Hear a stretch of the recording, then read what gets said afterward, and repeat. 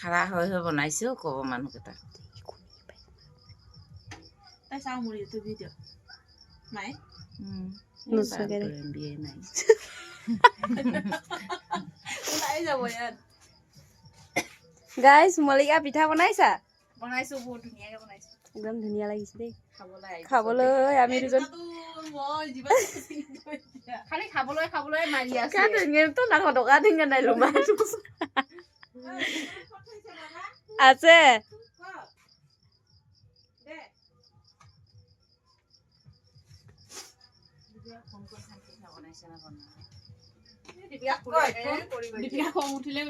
picnic খাই আছে কৈ ফোন